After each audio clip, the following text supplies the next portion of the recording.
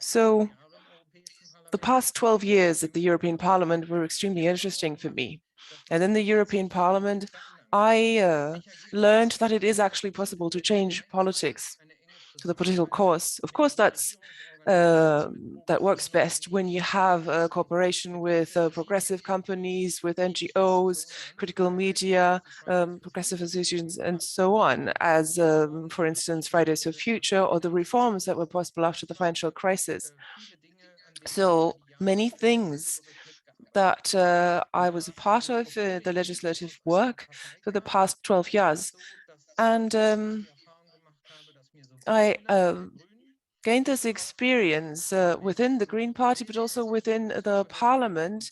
Many people listened to me, and a lot of things that we wrote in our team you can find now in European legal acts. So there's better regulation now. Of course, I'm not blind to all the inequality in the world and destruction of our natural environment that we were not able to stop. Because there's also a lot of opposition. But we also have those who defend the democratic forces and want an ecological type of economy and a sustainable economy. So it was a very interesting place of work for me, but I was always clear that I did not want to continue to serve at a parliament until I'm the oldest person in said parliament and no longer and feel like there are younger people with fresher ideas and they should take over.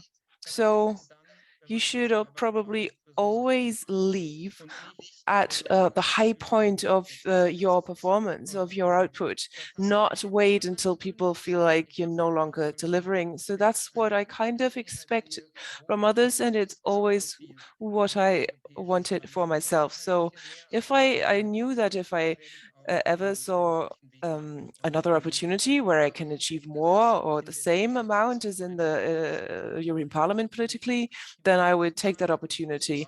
And the last time after the electoral success, 20.5% for the Green Party, many new MEPs joined the parliament. We were second largest party with me and Ska Keller as lead candidates. So at the moment, our delegation to EP is quite large and interesting, and so many of them were interested in heading the delegation now, and that's why it's easier for me to leave when there's so many others, great people. So next Monday there will be the vote in order to see who will be the leader of the German delegation next to Ska Keller. So that was just an introduction and my personal remarks. And then European unification, the single market, with a stricter ecological and democratic and social rules that goes beyond what any individual country could ever achieve. That remains the dream. That's what we should strive for. But Germany has always been essential for either blocking ecological progress in the past. And now the Green Party is part of the government in Germany, finally. And so it's interesting to finally overcome these barriers that we were not able to overcome over the past years. And after the last European elections, Europe wanted to be the first continent to be climate neutral with the Green Deal and a comprehensive ecological program. And in Germany, we were actually sued at the Constitutional Court.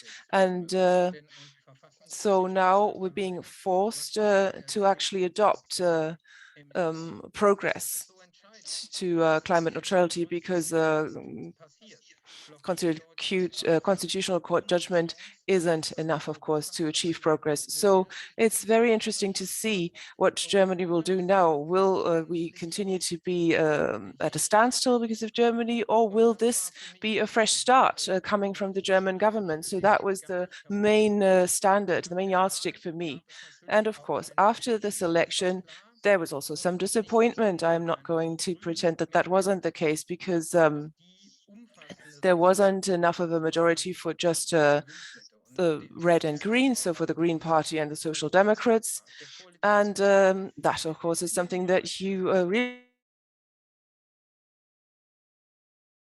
realize when you read the coalition. It, in many areas, it is a fresh start, but it also shows the issues that you have when you have this three-party coalition between the Social Democrats, the Greens, and the Liberal Party, the FDP. So the coalition agreement actually focuses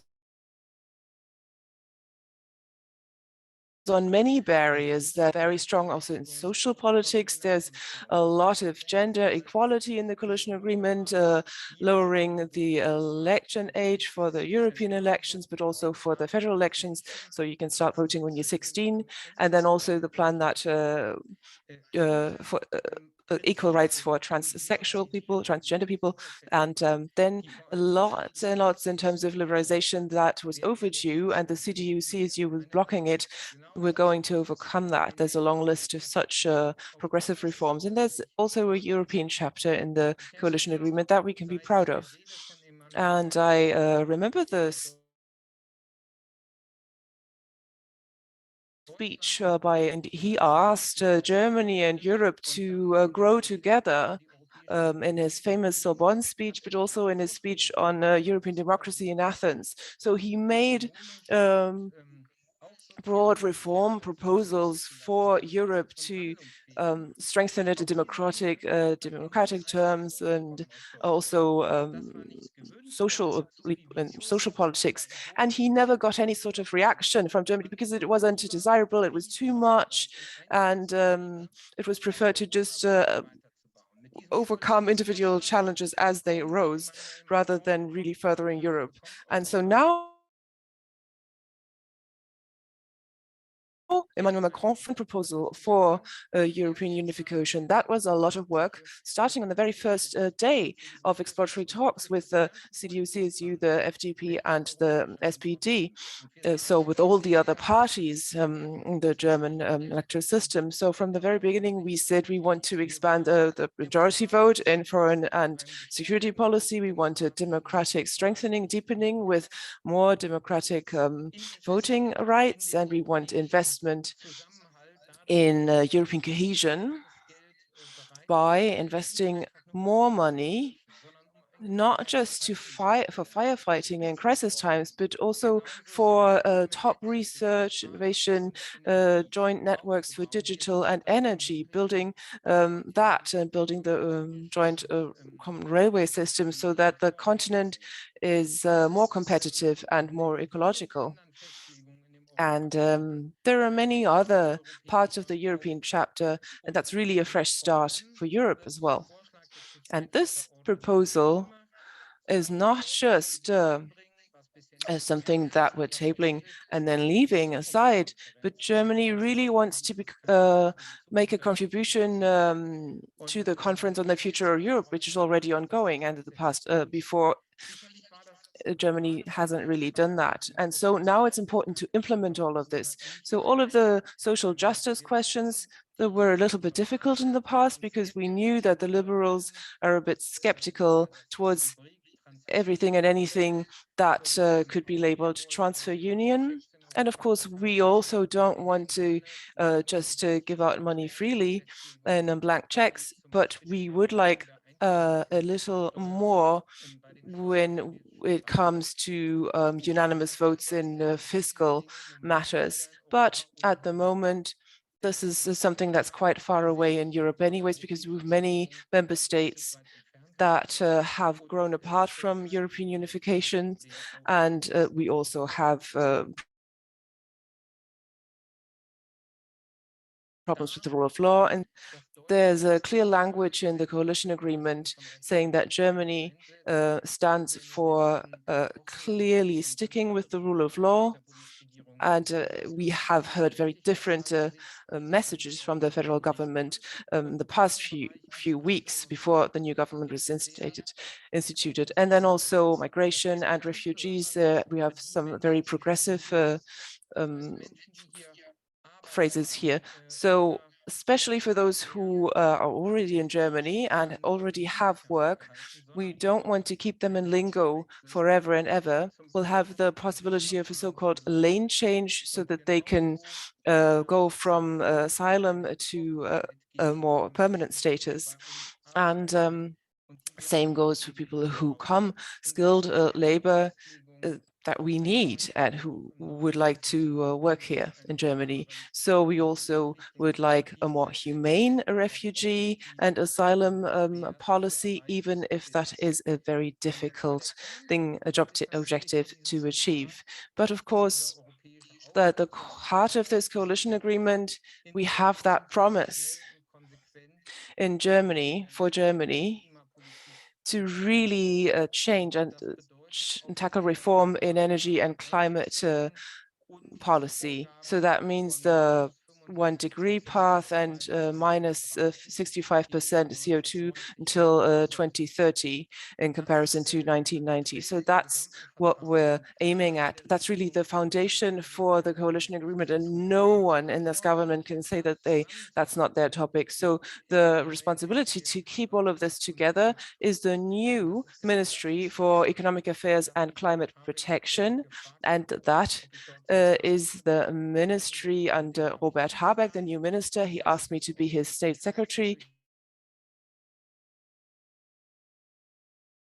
And I'll be open and say that I would have been better prepared for the Ministry of Finance. A little bit sad that it is that, but this combination of economic affairs and climate protection is, of course, a major opportunity, because it means that these things are no longer looked at separately. This ministry will be responsible for all areas of the German economy and have the expertise and the competences to act in all areas of the German economy. And if that's combined with this imperative that we would like to respect the boundaries of our planet, and then bring that together and make it an economic success story for more investment, and to make sure that we're staying within the limits of our planets and acting sustainably. That is really the task of this ministry. And it's not just a German matter, but it's also something that matters for the European, it's a promise to the European, to the international level. So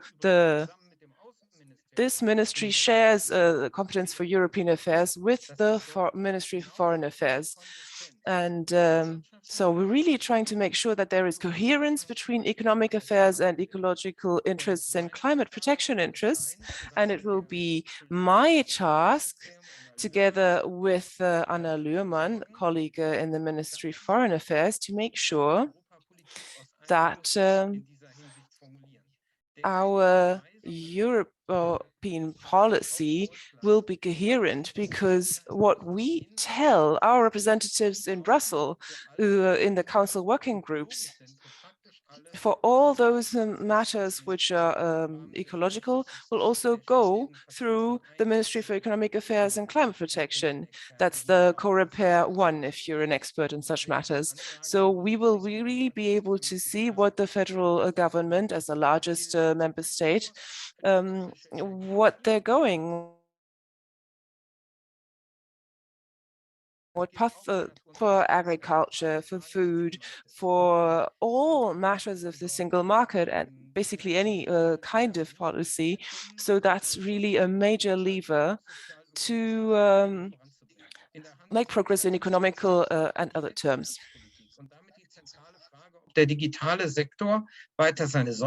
Competence policy, competition policy is also in our competencies.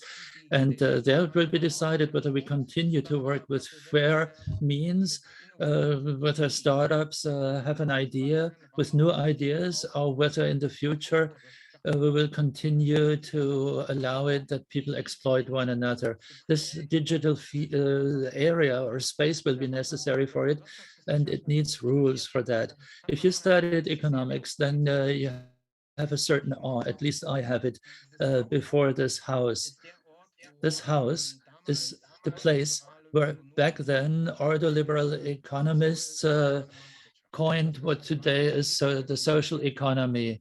There were the first thoughts, and then things were further developed with certain rules, competition policy, monopolies law, control of the rule of law and many things more.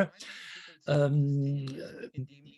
the whole morphed into a system in which social compensation became strong, and the ecological dimension, but the ecological dimension was not one that was strong represented here in this house. I think you can forgive me for saying that. So the renewal will include as a core project the ecologic conversion, and this will be steered also by our ministry. We will have the responsibility to reach this ambitious goal to have 80% renewables by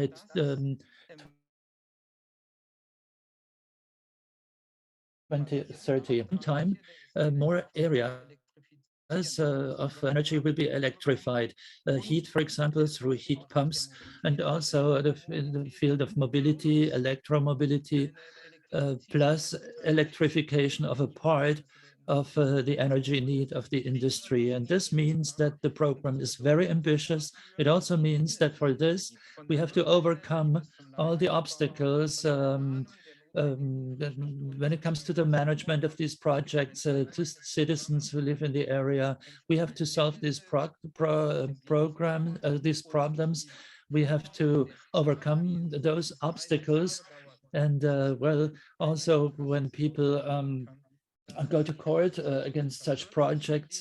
Nowadays, it takes about 30 years in some cases. This is something we have to change also, not by lowering our level of democracy, but by making procedures clearer so that associations for nature protection and citizens can make their voice heard, can go before the courts, but that the process is not as long as it is today. This is something we have to stand up for, but I think it's absolutely necessary if we want to manage and achieve this ecological conversion.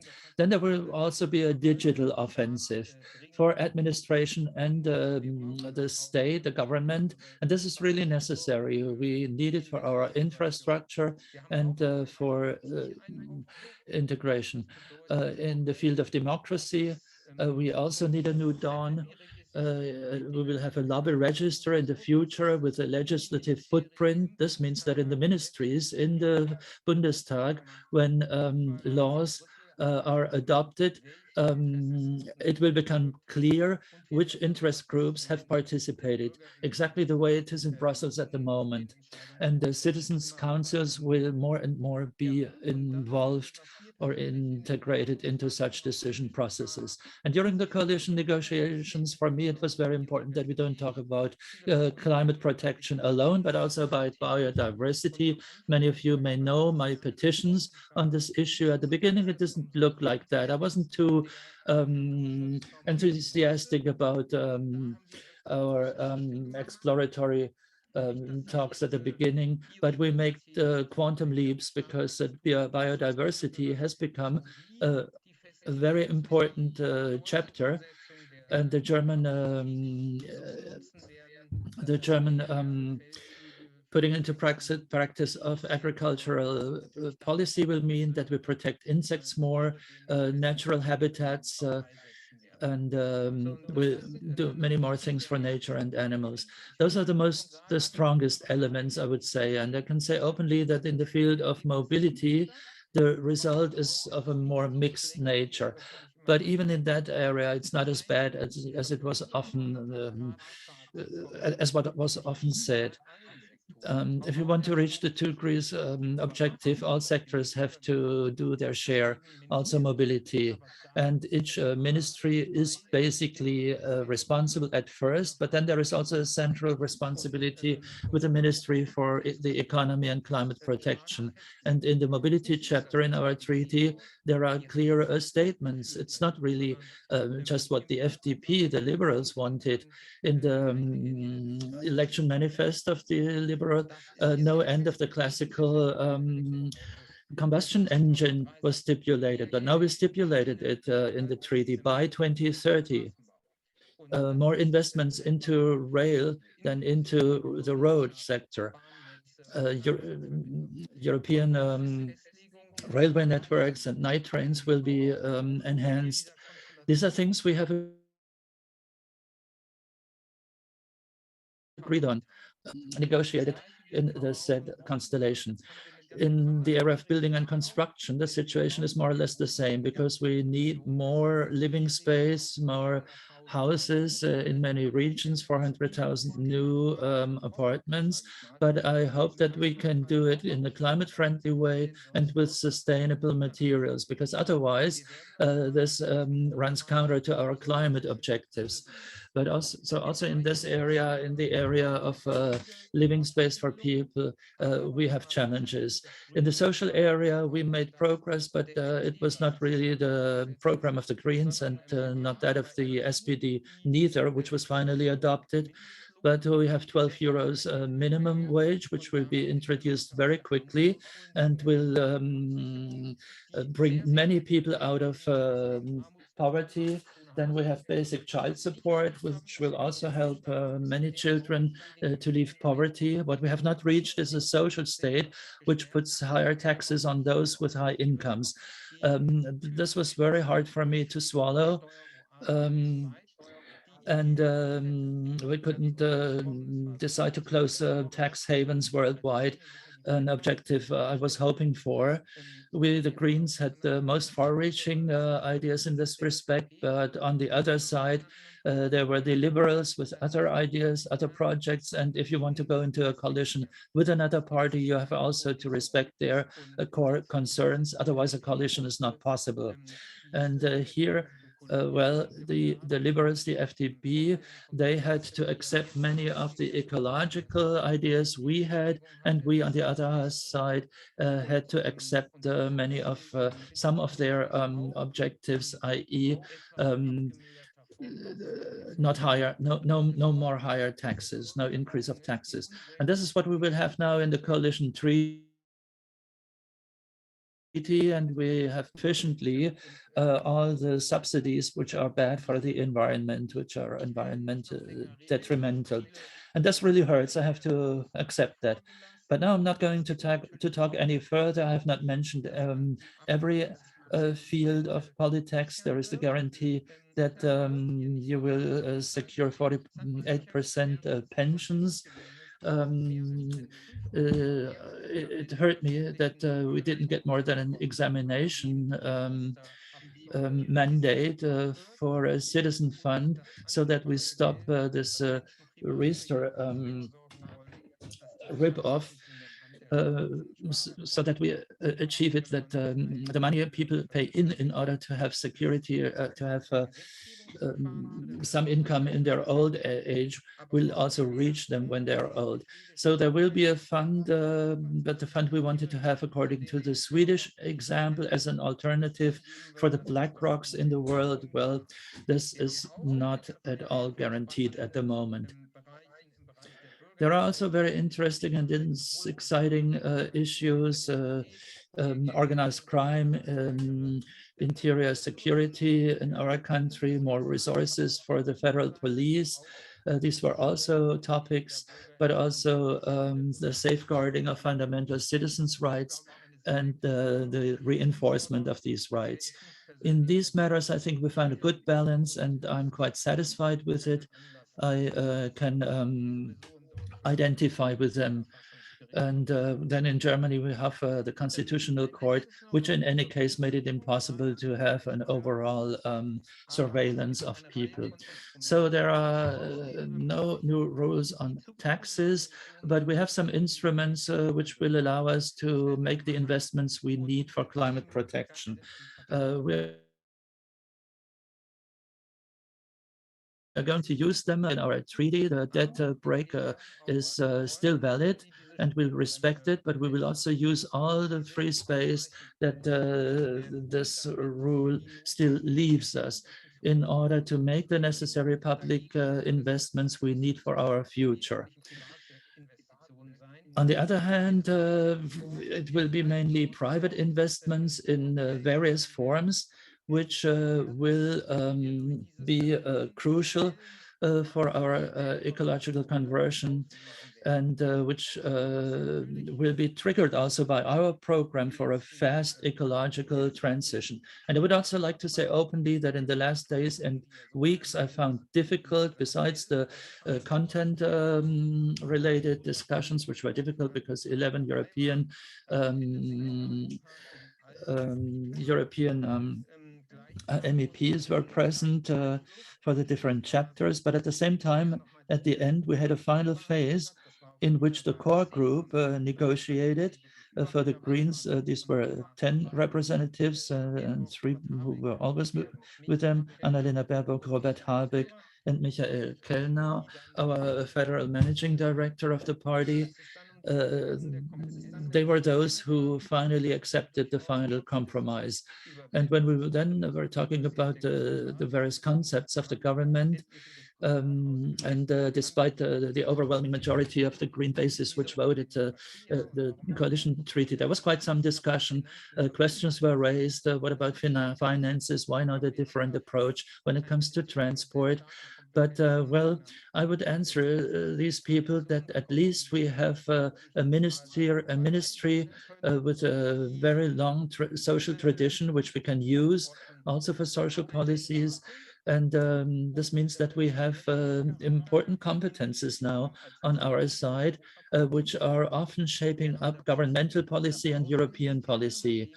On top of this, we have the Ministry of Foreign Affairs, with which we can foster a peace policy and can see to it that climate protection, ecology will become worldwide projects. Some said, why did you want the Ministry of Foreign Affairs? Why not the Transport Ministry? Well, I understand that some people say that, but on the other hand, climate protection without an active international component and a foreign climate-friendly policy will not bring a lot. So it is good that we have such a strong international outreach possibility through the foreign ministry. People also asked why has the FDP, the liberals, in the end gotten the finance ministry? Well, I cannot really talk about the details of the negotiations, which which are confidential, but it is true the details how without increasing taxes by closing tax loopholes and by combating tax havens, by corporate taxes on an equal base, we could make huge progress. Well, all this we cannot achieve now, and that really hurts a lot. I do admit this. But as I said, for the liberals, these were deal breakers. And by agreeing to these things, we received something on the other side. We got one ministry more than the liberals. And we have also the State Minister for Culture, Claudia Roth, in the Federal Chancellery, which is not very important and a good compensation for the balance of power in the government.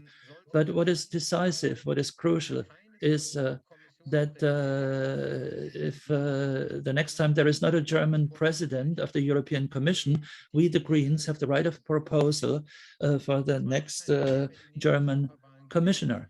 Nobody knows who will win the next European elections and whether the European People's Party will allow Ursula von der Leyen to run, and whether if they do, she wins. We still are willing to work with her when it comes to the Green Deal. We think that she found a good European compromise, strongly guided by our ideas.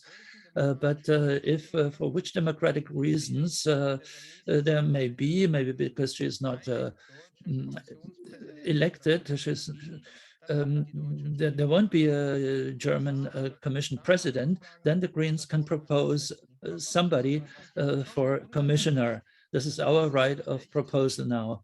And I was surprised because this right of proposal means a lot of power, and it is really underrated. I mean, as compared to other questions as to how the government will be formed and composed. And now at the end, I'd like to say something else on my new task in the new ministry. We will do the following. Tomorrow, the chancellor will be elected in the Bundestag, in our parliament. Then the ministers will be sworn in. And then the parliamentary state secretaries, and then really looking forward to the cooperation also with Franziska Brandner, with whom I cooperated a lot over the years in European politics. She will also be in the ministry. And then we will be 4 public officials or employees. Each person has the right to decide that for themselves. And I will be one of those 4 in that ministry, and together with the leading person, Robert Habeck, and the state secretaries, and also other people mandated for the various areas, we will work together. In practice, how it will work as follows. In the various departments, there will be heads of departments, and above them state secretaries. State secretaries, which in the hierarchy are leading those departments. And I will be responsible for 3 departments, probably general economic policy, so the large political guidelines, economy, political guidelines. Then the department responsible for Europe, which I sketched out before. I mean, what are my plans there? And then SMEs, sorry. I have been active for a while in cooperatives. I helped to build up a business incubator in Berdehalle, which I found very, very exciting. In these fields, we can strengthen those parts of the economy which work according to really honest rules. Artisans, and the whole sector of public interest-oriented companies, which so far were confined to a niche in the ministry. We're going to strengthen them, and in our ministry, we will develop competences of their own for these fields. We'll have the persons responsible for these fields. It will take a certain amount of time to reach all this. I have to say that I will be responsible for arms exports, for the field of arms exports, which is also a great responsibility. I will need a lot of prayers for doing this work. But we said that we want a more restrictive arms exports policy. And for this, in Europe and in Germany, we will set up a new legal framework which makes it impossible, or which obliges arms exports in crisis regions which are not good for peace will be stopped. I will be co-responsible for this. So a lot of responsibility will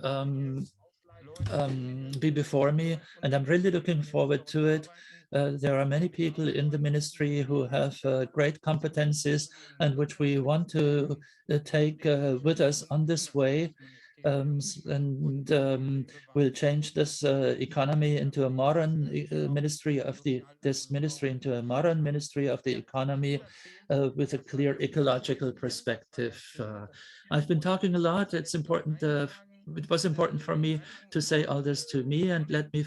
Sind ja zum größten So politischen the Europe Calling webinar series is the largest political webinar in the internet at the moment, where you have longer discussions, not just short video clips with experts where you can discuss with them and listen to interesting debates. So Max and I have started this from the European Parliament, but also with other people in my team, and more than 80,000, we've had more than 80,000 participants now. So we've just been thinking that it would be a shame to send Max and I have decided to found an association in order to continue this work under Max's management, in order to continue to have this type of high quality discussion, to make sure that citizens can continue to ask these questions and discuss with politicians and experts for better transparency and accountability. I think it's a question of political participation. Of course, we have other formats, but usually not a lot of time for discussion. So it's a video here, a tweet there. But really, this is really the type of thing that goes into more detail, where we discuss topics in depth and have a discussion in depth. And so we want to continue to do this, and we would like you to continue to support it, and also to support it being an independent association. Up until now, it was financed by with the means of the European Parliament. I don't think that the German Ministry for Economic Affairs will finance Europe Calling, so we will have to find a different source of financing for it to make it independent. So we've had 450 comments so far, so a lot of comments, and thank you very much for listening so far. And I'm going to have a look what we have in terms of comments, because maybe Max can help me, because it's a lot. Let's open it and have a look. 420 comments. Well, that's a lot. Berlin calling, so that would be, well, the first question here is, will we, well, I have to say that I prefer Europe Calling. And in my personal view, Germany, it is a good thing that Germany is less centralized than many other countries. So Berlin calling couldn't possibly be the right name. And Berlin is in Europe, and so it's a part of Europe. So we're going to continue to call it Europe Calling. But I don't know whether we can actually have webinars from the ministry, or on behalf of the ministry in Berlin. That's something we'll have to find out. But we've had lots of comments. I'm looking at them now. The top question in the pigeonhole is the following. What about the Commission proposal on taxonomy? Is this something the new government will still be able to influence? Let me just explain the background for this question. The Commission has announced that they'll in future also include gas, natural gas, and nuclear as sustainable under the taxonomy. What's going to be considered sustainable under the new Green Deal? There's a lot of pressure from France for nuclear energy, and from Eastern European countries, also from Germany. There was pressure to cover natural gas as well. And our position as Green Party is that sustainable energy sources, that's not fossil gas, and it's not nuclear power either. So of course, we will need gas power plants for a transitional time, but of course the demand for gas should be lowered. It should not be something that's continued for a long time. The taxonomy is the word they're using for what's not sustainable. There will be, there has been this question now in the pigeonhole, if Germany can still influence the proposal. And yes, we hope that we can still kind of stop this. We're talking with our friends from France, with the EU Commission, we're in talks. And of course, this falls under also my area of influence. I'm on it for the Greens. And I do hope that we will be able to change something. Then my old friend, Damian Ludwig, is asking, how are you going to realize 1.5 degree climate change objectives if the FDP is the has the Ministry of Transport, and that if the coalition agreement doesn't have a lot in that regard. No, that's not true. We have a transition in vehicle drives. That's a lot, because it means that we'll have mostly just electrical vehicles in the future. And there's a little bit of a vague sentence in the coalition agreement. I don't understand it completely, which says that if vehicles you are using e-fuels, so fuels from renewable sources, then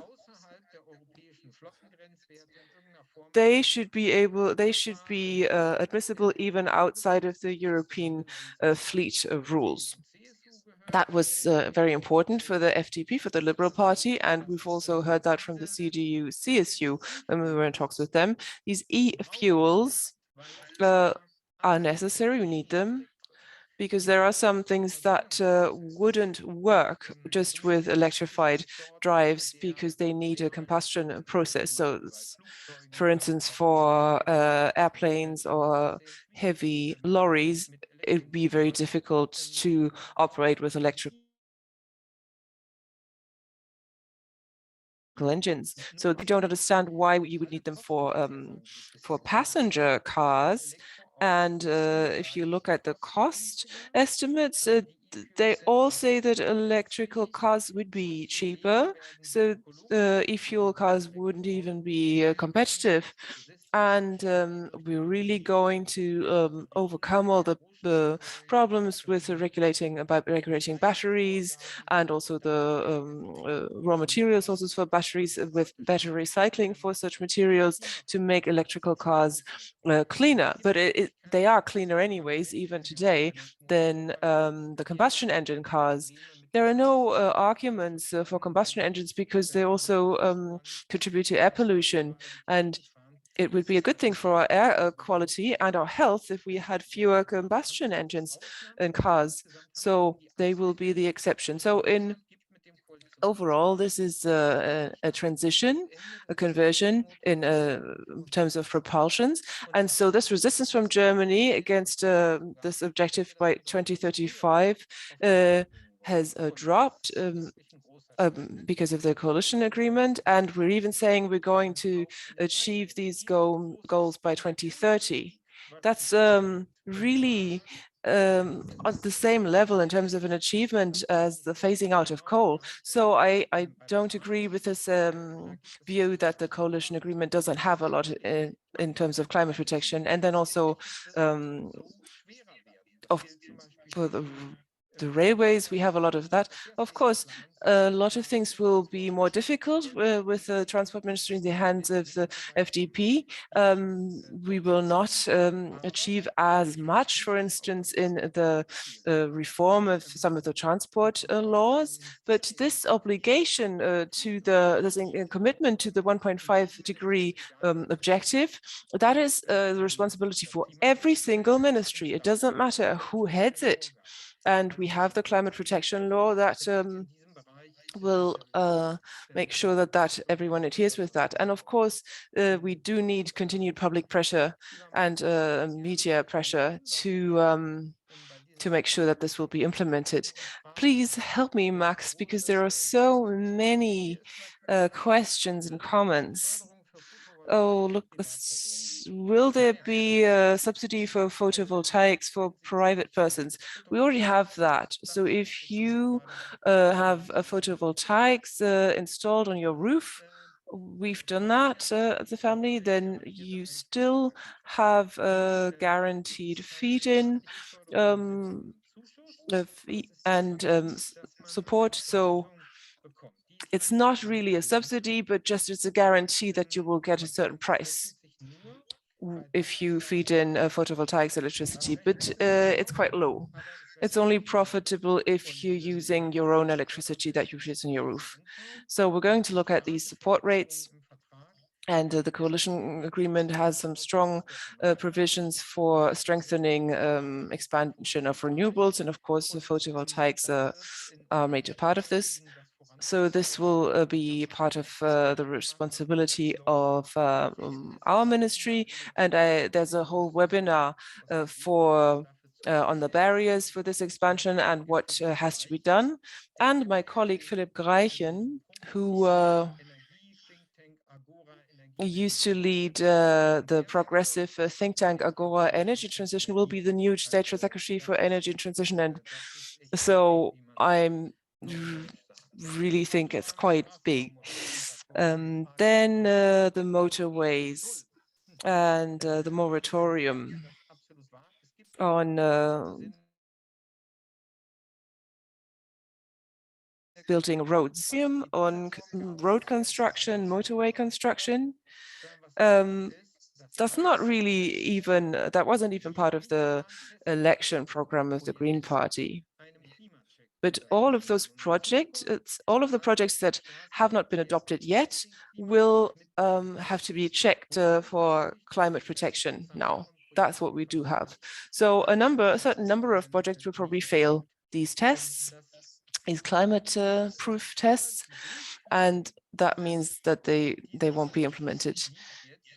But it is the responsibility of the Ministry of Transport to conduct these tests, to make sure that these projects are climate proof. And of course, that's a little bit, that's a pity, but I've said that a few times now that it's a pity that this will be the responsibility of the Liberal Party, but I won't keep repeating it.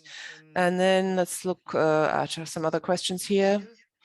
Well, it is, of course, also our goals in terms of photovoltaics to expand that in a decentralized manner. That's also clear in the coalition agreement, but that's only possible if it's actually profitable. Jens Keul.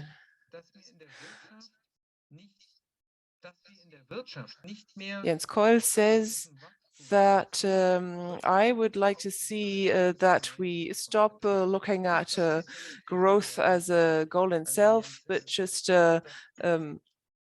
looking at increasing the common good. Will that even be possible in cooperation with the Liberal Party? Just a moment, I need to have some water before I can answer this. Well, we have clear stipulations in the text that just headless growth is not what we're aiming at, because we are wanting, that means that we need CO2 emissions to be lowered and fast. And this fixation on growth is something that I've never quite understood, because the growth rate is not really such an important indicator in richer countries. The question is it distributed well? Do we have adequate nature protection? It's not that important that growth rates are high, but if you look at ecologizing your economy, then you need a lot of investment to start with, because you have to expand renewables, you have to insulate buildings, convert agriculture, change industries. So that is a massive project to convert everything to sustainable structures. That does mean that the economy will grow in terms of the BIP, the GDP, sorry. So, but that's only with the objective to make it possible to have an economy that remains within the boundaries of a planet. So there's no contradiction between economic growth, GDP growth, and the limits of our planet, because we do want future generations to also be able to live on this planet and make room for nature. So exponential economic growth will not be possible forever in the long term. So you really have to look at how much more damage can we do to the atmosphere? What are the boundaries of our planets? And that's something that we have to stipulate democratically. And then once you have these boundaries, you can have competition and investment, innovation, these limits. And it will serve a purpose within these limits. But of course, it can't just be headless and senseless growth. And of course, it's important also to for companies to have a stronger focus on the common good. We need legal incentives for that, but it's also important for the member states themselves to focus more on the common good. So we have social entrepreneurs. We have different types of companies that kind of belong to themselves and are not only there to optimize shareholder profit. And is that possible with the Liberal Party? Well, we have come to an agreement, and I am convinced that it is possible. I don't know if they really share the same ideals, overall goals, probably not. But this type of ecological progress would be a lot more difficult if we didn't have a partner to the right of the political center. So social redistribution will be very difficult with this partner, but to convince our economy to implement reforms in an ecological sense will probably be a lot easier than with the SPD and the left and the Greens, because you have a party that already has the economy on their side already. So there are some advantages to this combination. I'm starting to get a little bit tired. I'm not sure that I can continue this for another hour. Yes, maybe Max will suggest some question. Vanessa Hartmann from PowerShift has questions on, and will we not have agreements to agreements like ECT and the CETA, because that goes beyond the coalition agreement. So it's about trade agreements and investment protection. Well, when you read the coalition agreement, you can see that the parties were not completely in agreement, and that's why the phrasing is a little bit vague. So on CETA, the Constitutional Court has decided, and in terms of the democratic principle, there are some doubts in principle, but we're waiting. There has not been a decision, and there really hasn't been a decision, not even informally. And as far as the other trade agreements are concerned, you're right. We need relevant changes. And there's a long list of further trade agreements. Fortunately, the public isn't really that interested in this topic, but it's been put very stipulated very clearly in the coalition agreement. Nachhaltigkeitskapitel.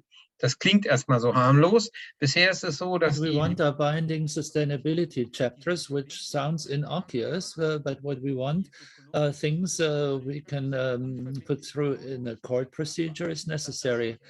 So this would be something new. And as to investment protection, well, in this field, we say that with a view to new treaties, those should in the future be brought back to its core, which means that only when it comes to expropriations or things very similar to expropriations, this will be covered. And what treaties which contains something different, like CETA, for example. Well, as I said, we haven't concluded the negotiations on this yet. And as was publicly known, the coalition partners have different opinions on CETA, and the whole trade agenda, I can only repeat this, is with us in the economy ministerium. Udo Philipp will be responsible for it, my colleague. And you may know that in many questions, he and I are of very similar opinions. There is a book called Financial Transition, which we wrote together with Gerhard Schick, and this book shows that we are on the same line. Now, Max, I need your help. What is the next question? There are many questions now as to the 400,000 apartments which should be built per year. There is Renata who asks, how does this fit to the protection of agricultural land and natural land? And then Marianne Rüdiger asks, how can this work if already now material and workers are so scarce? Why do we have to build so much? Why don't we renovate instead of building so many new houses? Well, maybe I wasn't clear before. New buildings, that means also to develop areas which are already built areas. We have reserves here, and because of ecological and for ecological reasons, we have to use those first. Well, it's a sector I'm quite familiar with because I was for quite some time president of a small apartment cooperation, and we renewed a lot of old buildings. And the problem is that, yes, if you want to refurbish old buildings, much more uncomplicated to build something new on the green field instead of using a lot of workers and builders for refurbishing old buildings. But ecologically, that's what we have to do first. Also because areas in the city do not multiply. They are what they are. And at the same time, you have to say that on the other hand, the ecological comparison between what today is an agricultural landscape and a built-up landscape. Well, if you build it up in a responsible manner, this comparison isn't so negative for the built-up area. If the urban area was built up in a sensible way, the ecological value can be very high, but you should not use up free ecological space. But our life changes. Many people move to the big cities. And in those cities, apartments have become very, very scarce. And this means that prices go up and people with lower income cannot afford to live there anymore. This is something the government has to find an answer for. And that is the reason why we also, for the protection of tenants, we advocated for continuing a policy which tries to break this dynamic when it comes to rent prices. And we also want to promote refurbishing and building not profit or in a non-profit oriented way, i.e. through cooperatives, and build new apartments through such endeavors. And the Greens and the FDP, when it came to the question in how far rents can be regulated, well, they had different opinions, and what resulted from the negotiations was a compromise. We have to say that very clearly.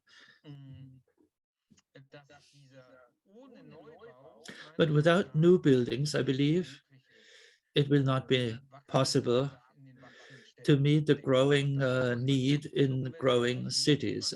We have to do it, but in a as environmentally friendly manner as possible. That also when it comes to materials, we have to think of climate protection and use renewables. In this respect, there will be many novel things in the future we can use. This is the way we have to go.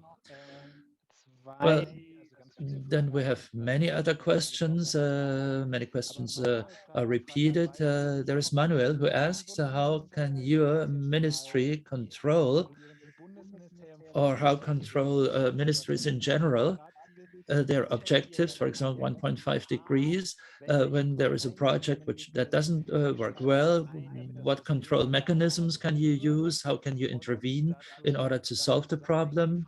And in connection with this, the question, what about the 1.5 degrees objective? How can you in the ministries assure that we really reach it? This is very, very interesting. And I think it would be interesting if a few participants could also speak. There are many I've been knowing for a long time, and I'm think it's not necessary that I give them the words. I'd rather look among the people I don't know, so that we will choose people more randomly. But let's first answer the question about the control. The current climate protection law has also provides for control mechanisms in various sectors. The sectors are measured against their achievements towards the goals, the objectives, and then they are compared to one another. There is still a legal need when it comes to details, which we have to further develop, because these adaptations are carried out yearly, but in some sectors this doesn't really make sense. For example, when in 1 year CO2 emission in the building sector doesn't go down as much as it should, which quick fixes are available?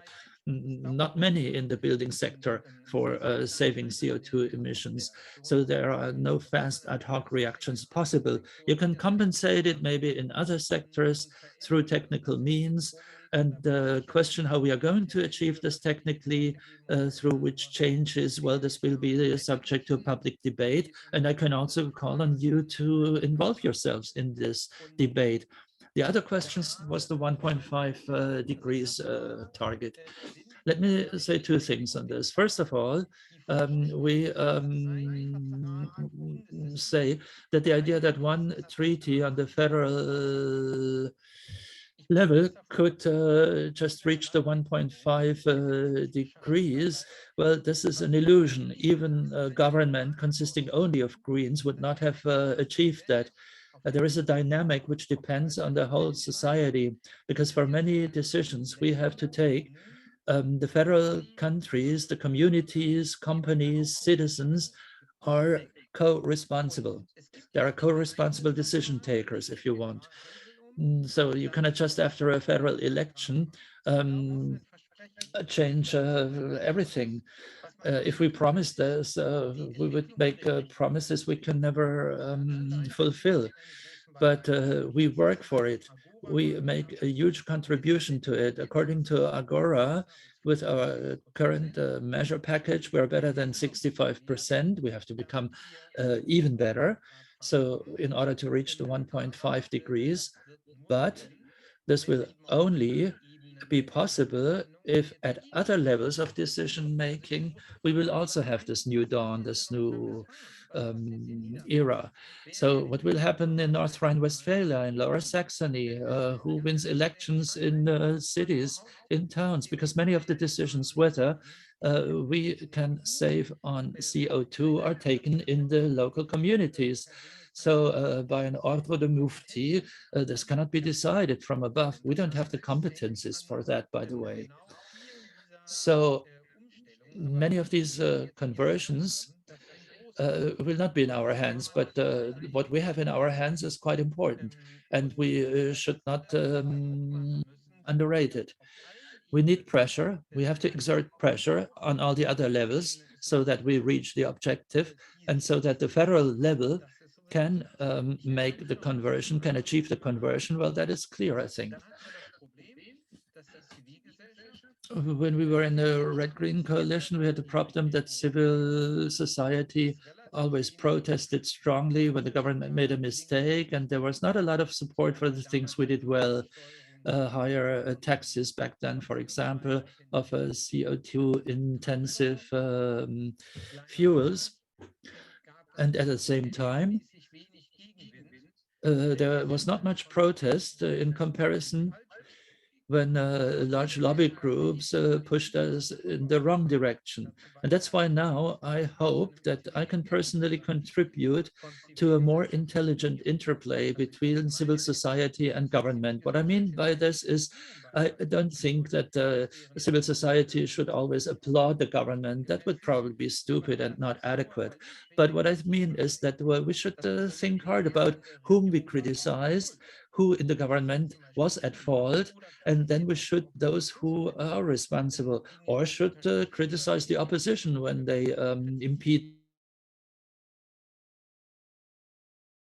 things, or then support lobby groups who have brought about certain decisions. So it will also be crucial whether we can fast achieve a situation in which the government can still take the decisions it wants, or whether it cannot because the opposition is too strong. So we hope that we can take the right path for a majority of citizens. We have to go about it in an intelligent way, otherwise citizens will be happy with us. That's also obvious.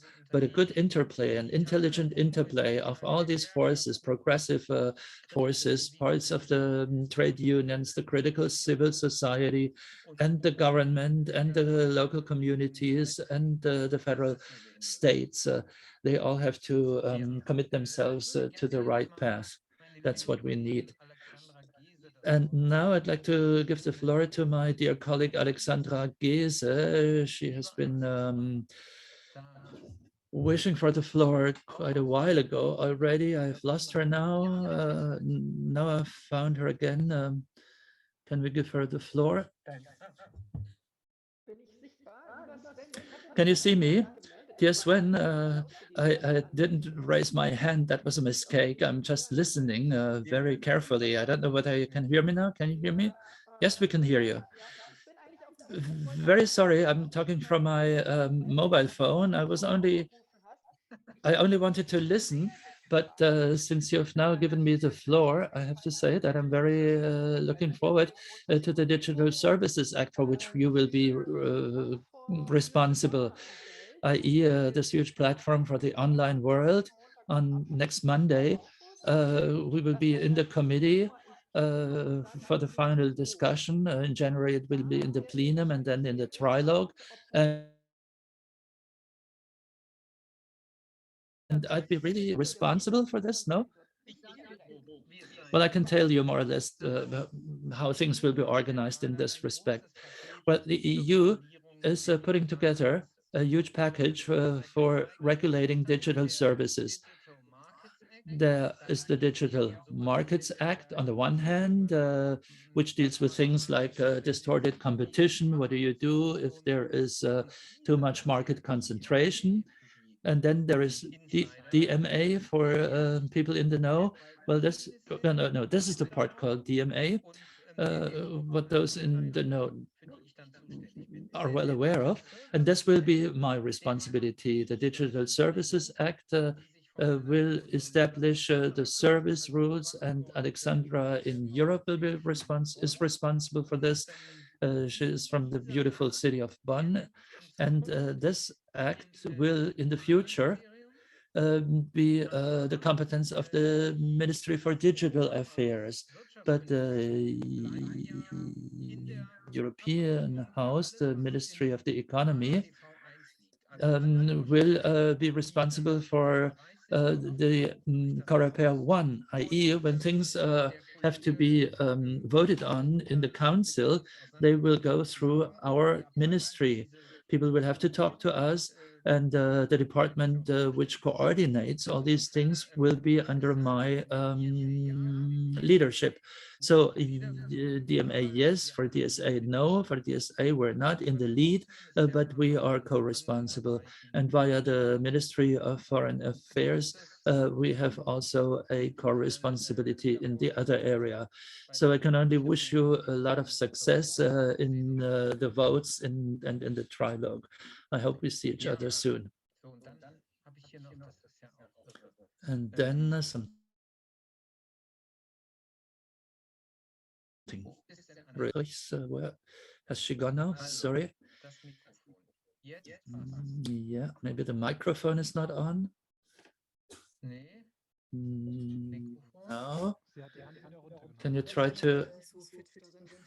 Yeah, sorry, I'm not that versed in this technology. Did you want to say something? Yes, I have several questions. One would be good, otherwise it's too much. Can you hear me, Sven? Yeah. Yes, no problem. So, for example, one of my questions would be on the trade agreements. In the treaty, it was written that expropriation and discrimination should be outlawed, should be banned, should be made impossible or something like that. And I think you said not in that extent as to I sometimes worry that because of nature protection and environmental protection, social laws are overlooked or are not given enough consideration. How can this be avoided? I mean, you said there are all the ecological and other aspects, and we have a look at we will look at all aspects, but in practice, will that really be implemented? Well, that is a fear which is always in a certain way justified for representatives of the civil society. But I can say the following. When it comes to imposing social and environmental standards, then it's not different than when it comes to liberalization or adjustment of technical norms. Here, basically, the rules are binding. And if other states don't comply with them, other states can put them before a court, before trade rules. Normally, a private company cannot sue a state because it didn't comply with certain rules. No, you have to convince your own state, your own government to sue another state which infringed against such laws. For example, if an exporter wants us to sue against another state because it has imposed export bans which are not legal. Well, in this case, you have to convince your own government first so that your own government sues that other state. There is a possibility of dispute settlement, but we didn't have that so far for ecological affairs. But this is going to change in the future. We have precise rules we have in mind. Only a few sentences have to be changed in the trade agreements. And that would mean that the sustainability chapters would become a much more efficient tool. Then when it comes to the right to bring an action of private actors, this is something different. This are the famous investor arbitration procedures.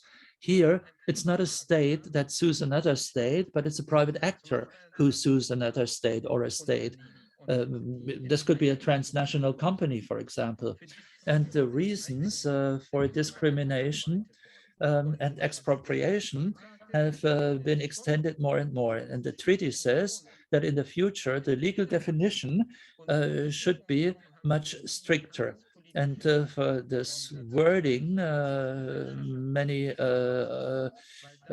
trade political organizations of the civil society gave us a lot of applause because this is a very efficient tool against these investor state arbitration proceedings. But the question is, how much can we then put into the text? But it's already a progress, and this will be a yardstick for new trade agreements. As I said, we are competent for this area. And after a while, you can measure my success with what we have reached here. And that counts also for all the other civil society organizations and trade unions who brought up the issue time and again. Die schön gevoteten Punkte, da stehen ja dann immer viele dahinter. Let's look at questions which have been voted up. There's one very interesting question, Nina Katzemech, lobby control, and she's asking, Sven, in your initiative for the EP, you were in close contact with civil society. Now you'll have a different role as a civil servant. How can you continue to involve feedback from the civil society, and how can we contact you in important matters? Well, an organization that's critical of lobbyism wants information on how to be a better lobbyist. Sorry, that was just an aside. Well, of course, it's different as a state secretary. It's a very different role than being an MEP. You have very clear service obligations as a state secretary, and I will try to continue to listen to private actors, the scientific community, experts, etc. I will try to find the right balance and also try to achieve that balance globally for our political course. Europe calling in this format, and I'm still waiting for the approval of the compliance unit. And if we manage to save it, this webinar, then this type of discussion and exchange will continue. But I don't know if that will be admissible. So I don't know yet. So we'll have to find the right way to do that. And other than that, of course, ministerial mechanisms are quite different and traditional in many ways, maybe different from how I would do things, but we'll talk about it in the ministry. But it's also clear that an individual state secretary cannot just make their own decisions and find their own processes. So we will find a way together. And Nina, you know my values. I will continue to stand for these values. And I don't know in how far I will manage to have that contact. Monica, let's listen to.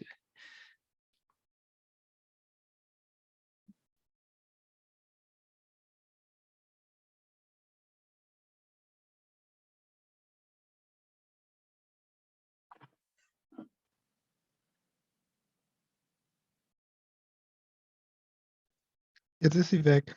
Oh, Monica, you disappeared. Okay. Gut, dann würde ich sehr gerne noch einen ganz alten Weg. In that case, let's listen to Detlef von Larcher. I've known him for a long time. I'm sure he'll be very critical. Detlef, you'd surprise me if you were to really be incredibly supportive now from Bavaria.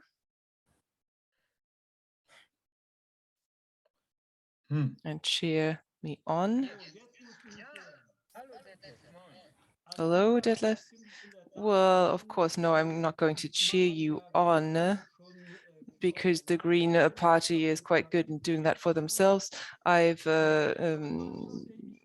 listened closely, but I have a question. You sent an email today criticizing the fact that a lot of decisions from the European Parliament are blocked in the Council.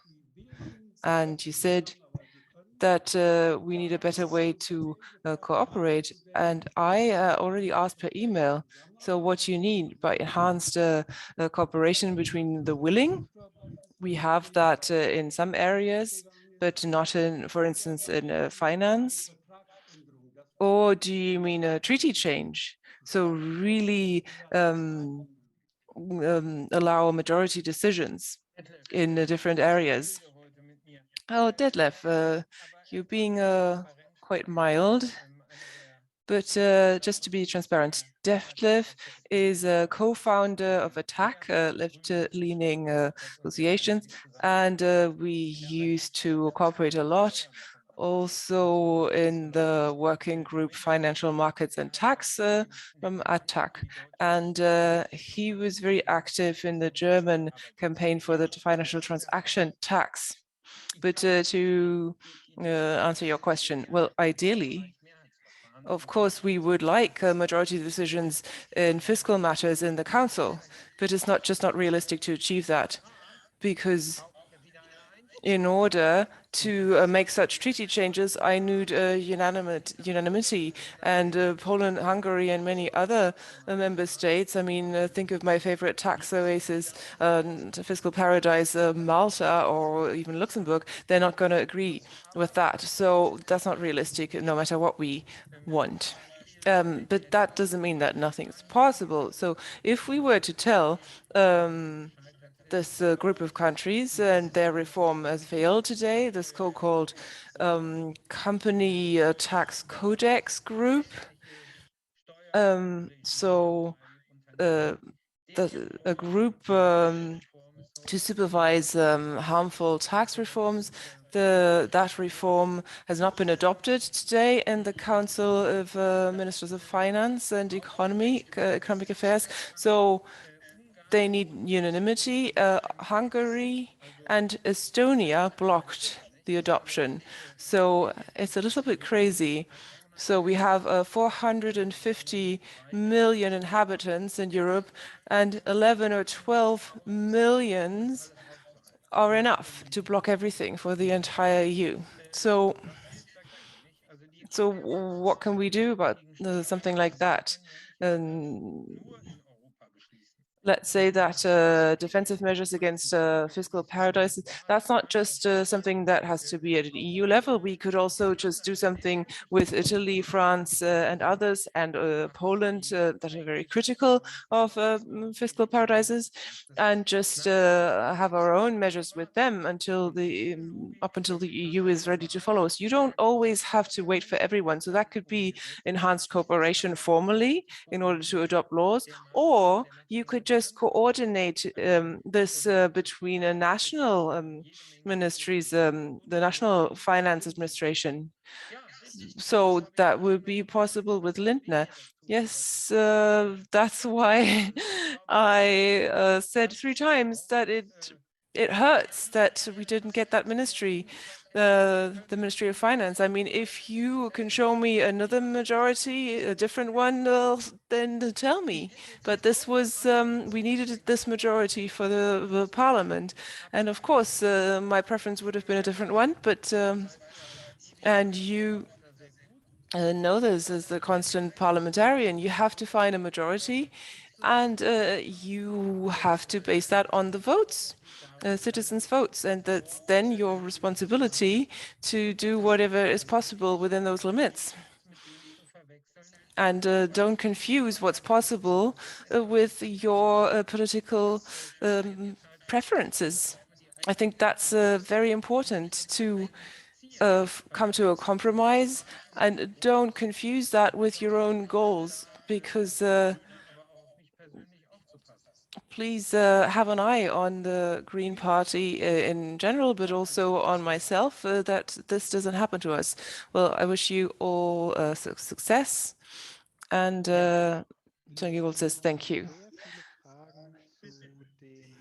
Sven, there are lots and lots of questions on COVID vaccines, the TRIPS waiver. That's also a responsibility of the relevant ministry. So is something going to change there? I cannot make any promises on that.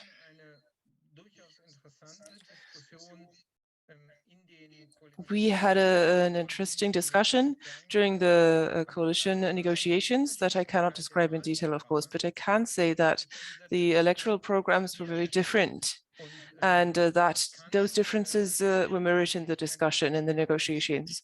So I cannot promise anything. That would not be honest. But accessibility to the vaccines will be improved, and we want to make a constructive contribution in the WTO discussions. That's what the coalition agreement says, but we did not stipulate that we will take steps to stop using patents for vaccines. So that's the compromise. The patents will not be released, that we will just achieve better accessibility. I would like to give a floor to somebody who I've known for a long time, somebody from France, but it disappeared. Guillaume Duval. Thank you. I have a question. Not directly on your area of competence, but it's a very important question for the coming years, namely the Stability Pact reform. What will Germany's position be on this? Now with Lindner as Minister of Finance. I mean, of course, we've seen the program, but what's going to be possible from Germany? Thank you, Guillaume. Guillaume speaks excellent German. It's admirable and flawless. Unfortunately, my French has suffered after all of these negotiations the last month in German. Well, but on the first day of our negotiations, we talked about the Stability and Growth Pact. So I led these negotiations for us. And roughly, we can say that the following was agreed. One, for the Liberals, their starting point was, we don't want to do anything. We just want that the current rules are being adhered to strictly. But the rules that we have at the moment cannot be strictly adhered to. That's not possible, because if you did that, then important countries of the Eurozone would fall into long-term depression. So these debt goals, 60% of the GDP, to adhere to that within 20 years, Spain, Italy, Greece, many other countries would be in permanent economic crisis. So the compromise was as follows. Germany, and this is new, will signal readiness to reform the Stability and Growth Pact. However, I do not think that it is realistic to, looking at these objectives, 60% debt level, 3% deficit, to change these numbers, because that would mean a treaty change, unanimity. I mean, not just Germany would refuse to go there. There are other member states, and I don't think that the coalition in Germany would support that in any case. But we can talk about the time limits to get to achieve these goals.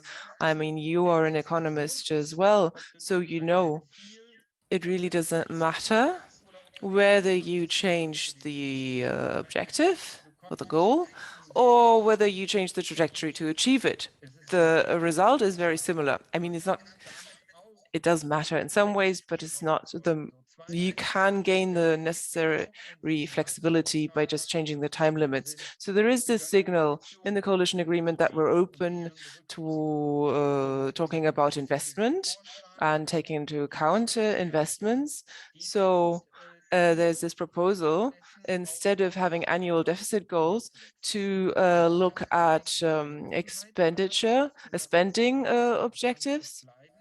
So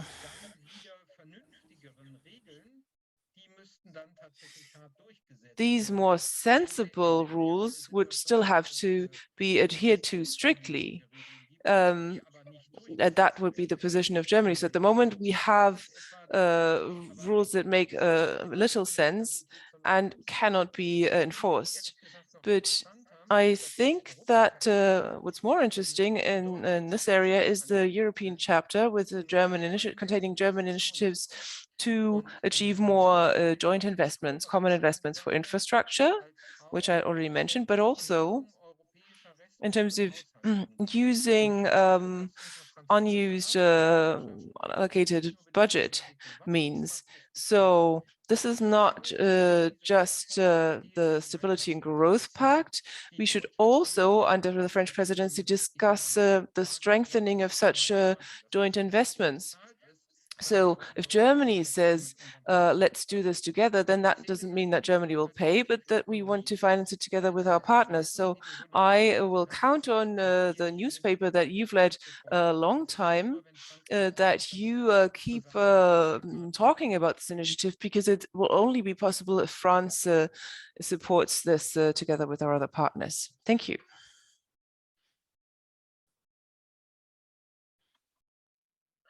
Ja, langsam geht meine Energie runter, ihr Lieben. I think that I'm getting a little bit tired. There are many questions, but Simone Peter, I definitely have to give her the floor. One of the most hardy lobbyists. Oh, Sven, I'm very happy to see you and hear you, and I'm personally very glad about all the points you mentioned. I think that's really a fresh start and a fresh dynamism in the German government, and that is an opportunity to finally connect industry and climate protection, and instead of having this contradiction and competition. So also the energy transition for over 2 decades, and the cooperative movements can be promoted, and also strengthen decentralized energy supply. And we've also already discussed it, but I really wanted to support it explicitly because that's important for the common good. So if you're talking about democratization of energy supply, then I can only agree with a colleague from lobby control, because we have to avoid in the future just to listen to the major lobbies for fossil energy sources and nuclear, but we may be small, but we represent employees' positions in renewables, and that's very varied. The taxonomy, it will have it soon at the EU level. Today we did nuclear power and natural gas will be labeled sustainable in the new taxonomy. So we believe that both would be a mistake, especially natural gas, if we had long-term investment in gas. I mean, they would be stranded investments in the long term, just as it was the case for coal.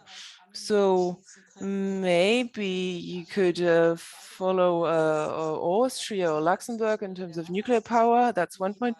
And then the hydrogen strategy and implementation of that strategy. There was a plan to not use the plants after 2020 if they're older than 20 years.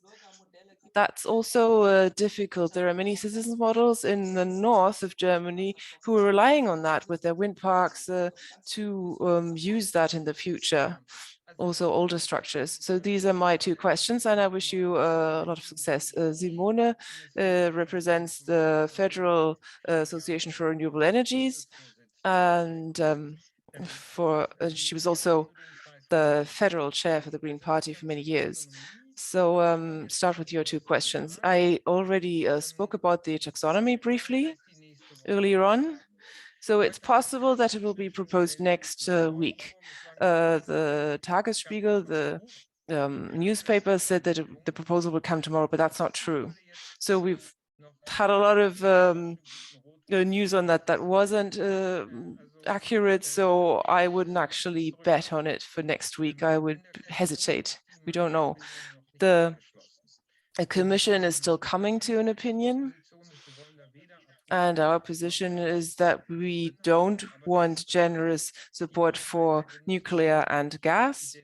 That's well known. It's also well known that not all parties in the new government agree on this.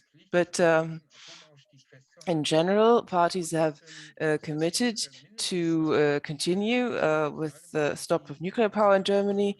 And of course, the Social Democrats have clearly said that we don't want nuclear power in the new taxonomy. They don't want it, the Social Democrats, the SPD. Now, the problem is how to convince France, because once the Commission has made a proposal, we will need a qualified majority in the Council against it. There is no qualified majority against a proposal of covering nuclear power in the taxonomy. So the goal was the Commission from making such a generous proposal in the first place. So that's what we're focusing on. So even before the Commission proposal comes, we can't start threatening them with suing them. So they have to make a proposal first, and then we have to look at that. I mean, we have a German Commission president, and I told her that we don't want nuclear in the taxonomy, and I don't know, I mean, it has no place there. In the capital markets, we have an established rule, what's part of green products, and nuclear and gas are not part of that. So why would that be any worse under European standards? The capital markets wouldn't even support that. We'd maybe even need a new German capital market label that consumers could then take seriously as green. That's like saying we have an organic agriculture seal where you can feed your animals with conventional food. I mean, it makes no sense. Da ist sicherlich jeder Druck In this willkommen. respect, all pressure is welcome. And should we be successful in this, that we have to think about further steps. But basically, the objective has to be to find a balance with France, and we the Greens, we are quite clear. We don't want gas or nuclear power in this taxonomy. And as to the other remark, I don't know why this topic has become so hot. If France wants to build their nuclear power stations, they can do that. Also outside the taxonomy, nuclear. If somebody wants to finance nuclear power, we don't want it. Definitely not near your very nice federal state of the Tsar, but that is a French decision. We can support the French civil society to make pressure to stop that nonsense. But if France wants to spend its money senselessly in this way, we have no possibility to stop them. France is paying for it, and that's it. And conversely, if Germany wants to build gas power stations, we don't have to paint them green. We need additional gas capacities for the transition, as you know, not necessarily burn additional gas, but we need background capacities. And as to the issue, what about using old renewable plants for hydrogen? This is a very special question. I haven't been thinking about it a lot. It sounds plausible, but you have to talk to Patrick Reichel about this. And Guillaume, since you're here, I'd like to give the floor back to you and ask you, can you explain what in our beautiful France is happening now at the moment with this taxonomy? We're so running against one another, and that it would be really interesting, Guillaume, to hear from you how you see the situation from a French standpoint, and if you think we have a chance to get out of this quagmire. Well, to be honest, no, I don't think so. The attitude in France is very much against renewables, wind energy especially. And the people, not only on the right, but also on the left, don't see another possibility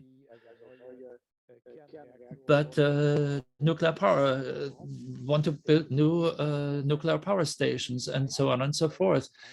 Therefore, in France, there is a pretty large consensus that new nuclear power stations should be authorized, and people think that this is good for the climate. This is not my opinion, as you well know, but the majority of people in France do think that. They all think that the only way we have in France is nuclear energy. So French government, no matter of what political background, has no other possibility. Well, this can become very funny. Very strange. And as Simona said, the opinion in Germany, the large majority in France is to have a renewable electricity system with reserve capacities. And this way is more cost effective than a nuclear power-based system, if you calculate honestly. And as Simona and many others who are present here, we all should try to change public opinion in France by showing them in Germany how we can do it in a more successful way. We can also implement projects, renewables projects more quickly than nuclear power in Germany. You've seen this, think of Flamanville, how long it took, how expensive it became. But well, as you said, Guillaume, your opinion is different. Guillaume was for a long time editor-in-chief for a newspaper I'd love to have in Germany, popular scientific journal for alternative economic approaches, alternative economic. We don't have something like that in Germany. I said we should set something up. Well, if we had it, I don't know, but as many Germans would read it as French are reading it now. But it's interesting that you have this journal, this magazine. That's why I wanted to mention it. And Max, have you found further questions? Yes, many wonder whether you will be active in the field of social science, which that will be part of your ministry. Sustainable finance is a shared competence. The debate on the taxonomy and well, and the lead will also be in our Ministry of the Economy. So I will be responsible too, definitely. And as to the taxonomy, yes, and as sustainable finance, as to the advisory council, many things are mentioned in the coalition treaty. Well, these are things which Mr. Lindner will have to implement according to the coalition treaty. But when it's said that they should be implemented in the treaty, they have to be implemented. All the things we agreed between the liberals and us and the others will have to put into practice. That's a normal part, a normal thing in a coalition treaty. And I don't think it would be a problem for the SPD. I mean, and large parts of the financial economy also want to go that way. So we don't have problems with them. On the contrary, I'd rather say. Max, I become more and more tired. Have you more questions that you have found? There are still so many questions. We're going to have a look at all of them and then answer you in written form. Thank you very much for participating. And tomorrow the Chancellor will be sworn in and Robert Habeck will make a speech in the Federal Ministry of the Economy, an inaugural speech. I'm very much looking forward to it. So I'd like to wish you all the best. And if I drift away into the wrong direction, call me to order. I've always told my friend, if I lose sight of the right political aims, tell me. I will then take the decisions which ensue from them. I don't know whether all of you who are present now are friends of mine, but I'm interested in your feedback, in the feedback of all of you, even though we couldn't really answer all questions now, but we answered those who were voted up. So thank you very much. All the best. See you soon. And continue to participate in Europe Calling also in its new form. Bye-bye. See you next time.